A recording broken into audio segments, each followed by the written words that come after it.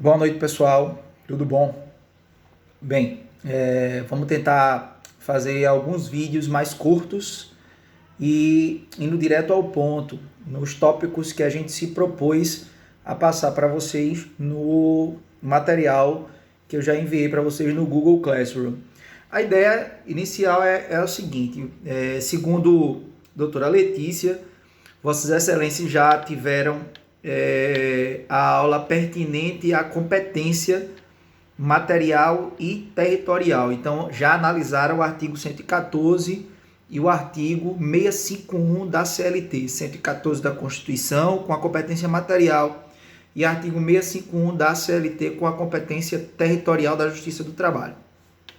Vocês também fizeram uma revisão aí de organização da Justiça do Trabalho.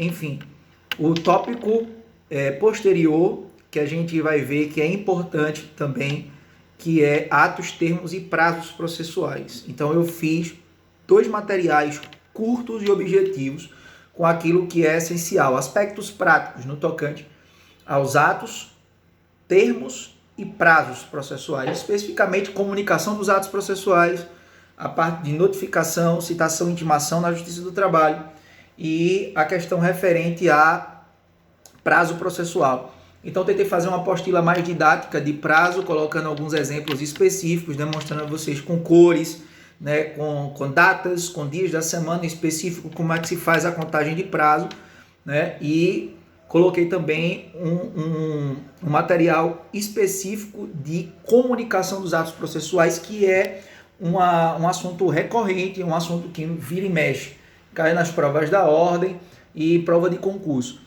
Então é necessário que a gente entenda também a questão prática da coisa, né? O que é que esse tipo de comunicação traz para o profissional do direito, traz para o jurista no seu dia a dia, né? Em uma vara do trabalho, no andamento dos processos em específico. Então, eu coloquei especificamente uma primeira observação no tocante à forma de comunicação, a nomenclatura de comunicação dos atos processuais na Justiça do Trabalho. E eu disse a vocês, na apostila, que a comunicação dos atos processuais na Justiça do Trabalho se dá através da notificação. Então, as partes elas são notificadas dos atos processuais. Veja, vocês estudaram em processo civil que a comunicação se dá através da citação e da intimação, não é? Só que a citação e a intimação na Justiça do Trabalho, de forma genérica, ela é tratada, a sua nomenclatura é notificação. Então, as partes são notificadas dos atos. Tanto a notificação inicial, que é aquela que seria a citação, onde eu dou conhecimento à parte reclamada, que é o réu na Justiça do Trabalho, de que ele está sendo acionado na Justiça do Trabalho, tá? Ele recebe uma notificação, tanto o andamento do processo, fase a fase, até chegar ao seu deslinde, à efetiva prestação jurisdicional com o trânsito em julgado, que são através, via de regra, de notificações também, o que seriam as intimações dos atos processuais. Todavia, coloquei uma exceção, que é na fase de execução trabalhista. Na fase de execução, a parte executada de forma inicial, ela recebe o chamado mandado de citação, avaliação e penhora. Então, a parte executada, ela é citada para responder, que é aquela ideia de que se a parte tem que pagar em 48 horas ou garantir a execução para posterior discussão acerca daquela execução ou que ela ofereça bens à penhora, né, para que possa saldar o valor executado.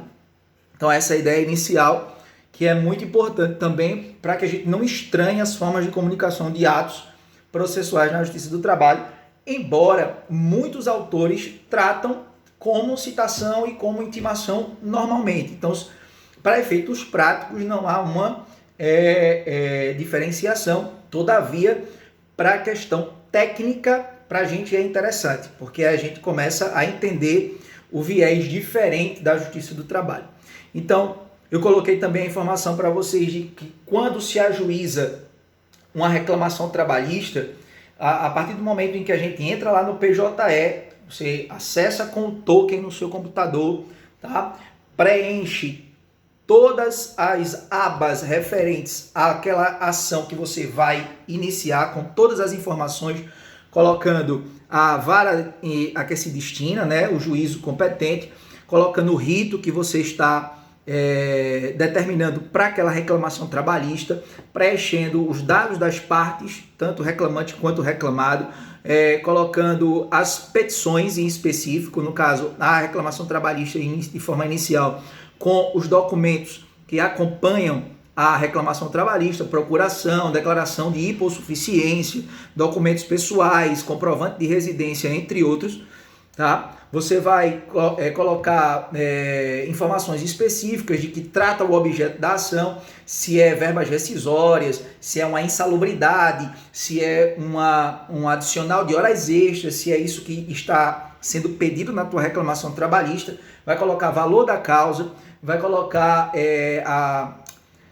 a área de atuação daquela empresa, né, dentro do mercado de trabalho, e vai protocolar a tua petição inicial. A partir do momento que ela é protocolada, ela é distribuída, tá? Dependendo se a vara for única, né, não há a distribuição por sorteio automático, né, há o protocolo normal, e a parte reclamante, que deu entrada na ação, ela já sai notificada do dia da audiência e do horário. E aí a parte comunica ao seu constituinte, tá? E é necessário que essa informação que eu trouxe aqui seja entendida, porque eu coloquei uma observação que, para efeitos técnicos, a ideia é de que a parte reclamada após a distribuição, né, após protocolar a reclamação trabalhista, a parte reclamada de forma, né, uma presunção que admite prova em contrário, então, iuris tanto, né, de que a parte seria notificada 48 horas após a postagem, porque, via de regra, a notificação acontece de forma postal, tá? A notificação da parte ré, a regra é postal. E a audiência ocorreria com 5 dias após a notificação da parte, que é um período de tempo que se utiliza para a parte reclamada elaborar uma defesa. Isso, para efeitos técnicos, isso é importante. Para efeitos práticos, não é tão importante, porque a gente sabe que essa rapidez toda, ela não acontece. Geralmente a gente dá entrada na reclamação trabalhista, a primeira audiência no rito ordinário vai com 1 mês, 2 meses, dependendo do andamento da vara, tá? E ainda tem uma marcação de uma audiência de instrução se não tiver acordo, e por aí vai. Então, tudo que eu coloquei para vocês aí gira em torno dessas informações. Então, esse meu primeiro vídeo para vocês, eu vou fazer vídeos objetivos, né, tratando desses aspectos do que eu coloquei em cada parágrafo.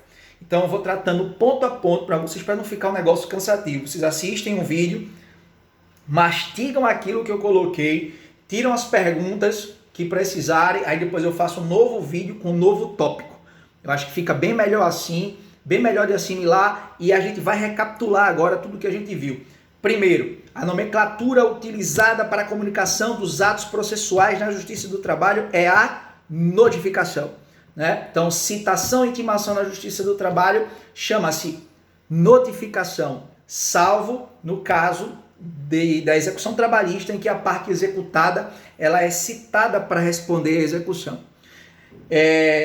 De outro modo, a partir do momento em que a pessoa ingressa com a reclamação trabalhista, a partir do momento da postagem, né, em que aquela notificação ela é postada nos Correios, presume-se que a parte reclamada ela será notificada com 48 horas. Depois a gente vai explicar ponto a ponto o porquê dessas 48 horas, até porque no tópico de prazos processuais isso vai ser importante.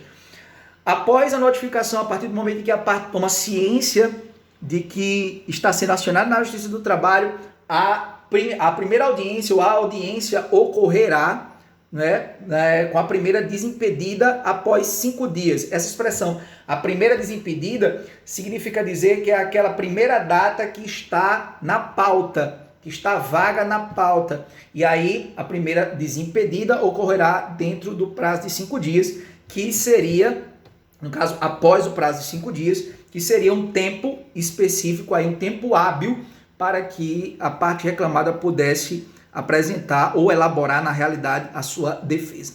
Porque a apresentação da defesa é no dia da audiência. Ok, meu povo? Primeiro vídeo, fica aí com a gente, daqui a pouco a gente faz mais vídeos para vocês, tranquilo? Forte abraço, muito obrigado por vocês terem recebido, doutora Letícia, né, a minha indicação para substituição no meu período em que eu estava, né, em lua de mel. Então, muito obrigado por vocês terem recebido, pela receptividade que vocês deram a ela, né, por terem confiado na minha indicação, na minha escolha, e a gente tá junto aí, nem que seja de modo virtual, mas vamos para frente. Forte abraço para vocês, até o próximo vídeo, se Deus quiser.